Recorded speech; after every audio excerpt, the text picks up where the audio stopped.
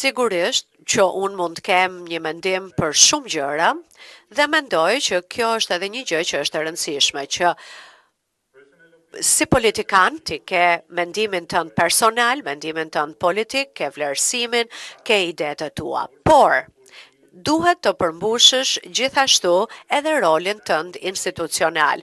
Unë nuk po qëndroj këtu thjesht si Andreas Schieder, eurodeputet, me idetë e mia si eurodeputet për zhvillimet politike në Shqipëri, apo për sjelljen e deputetëve të caktuar. Unë qëndroj këtu si relatore apo raportuesi në Parlamentin Evropian nga Komisioni parlamentar për çështjet e jashtme. Pra, këtu nuk është për çështja për mendimin tim personal, por mund të formulohet në një kuptim më të gjerë. Dhe ky kuptim më i gjerë është ky që ne si Parlament Evropian, dhe e kemi vendosur këtë gjë dhe në raportet e mëparshme, që ne mendojmë që ka ardhur koha tashmë që kultura politike në Shqipëri të bëjë një hap përpara. Çfarë do thotë kjo? Të mos dramatizohet gjithçka, të mos fillohet me koktejle Molotovi e të tjerë, por të luftohet fort me argumentime, me argumente të forta në skenën politike aty ku duhet. Pra kjo vlen edhe për opozitën, edhe për qeverinë dhe besoj që, siç e dim, mbi 90% e qytetarëve shqiptar duan integrimin evropian dhe mendoj që kjo është gjëja më e mirë që mund t'i tregojë Shqipëria Europës, që është një vend i bashkuar dhe ka një qasje të bashkuar.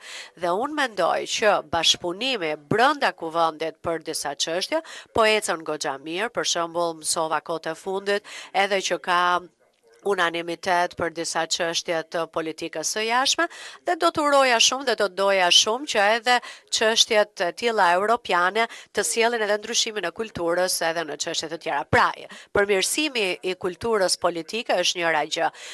Çështja tjetër është kjo, që Shqipëria ka bërë dhe ka patur një ecuri madhore në negociata dhe në konferencën ndërqeveritare, por edhe nëse vlerësimi i komisionit do të ecë mirë në pranverë, Shqipëria do të fillojë të mbyll kapitoj dhe siç e ka thënë edhe komisionere për zgjerimin, Shqipëria do të vazhdojë të jetë pararoj për zgjerimin. Por duhet të themi që këtu nuk bëhet fjalë vetëm për hapjen e kapitujve, apo vetëm për po është puna edhe tek mbyllja, dhe për mbyllja nuk është çështja vetëm tek miratimi i legjislacionit, sepse ideja e ligjit nuk është që ja ne tani e kënaqim Bashkimin Evropian duke miratuar këtë apo ato ligj. Jo, ideja e legjislacionit dhe miratimit të tij është që ne duhet ta miratojmë sepse duhet të afrohemi standardeve europiane në zbatim dhe duhet të kemi një harmonizim më të mirë ndërmjet standardeve në Shqipëri dhe atyre në BE. Kjo do të thotë që edhe pas miratimit të legjislacionit ka shumë punë për të bërë.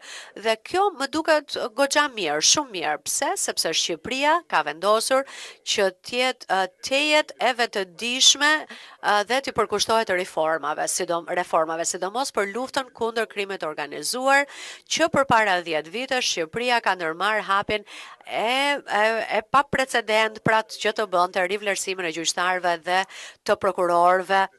Dhe kjo ka sjell edhe ndryshimin e perceptimit të publikut dhe ndryshimin e opinionit publik. Dhe gjë e fundit që dëshiroj të them është që nuk duhet nënçmuar asnjëherë mendimi apo perceptimi i publikut. Pra, do të tregon që ti duhet vazhdosh me reformat, nuk duhet as të ngecësh në vend, as të bësh hapa pas, sepse ideja nuk është vetëm për të bindur Komisionin Evropian, apo Parlamentin Evropian, apo kryeministrat të tjerë, por të bindësh publikun. Dhe unë dua që zgjerimi të bëhet realitet dhe dua ta shoh këtë realitet, të bëhet konkret dhe do të bëhet pamundur që të bind opinionin publik kudo, por që këtu arena politike, qeveria, opozita, shoqëria civile, gazetarët, pra dhe ju, media, të gjithë duhet të bëni të pamundurën që të ketë një komunikim të duhur për mënyrën dhe ku është Shqipëria tani dhe ku do të arrijë në të ardhmen. Faleminderit.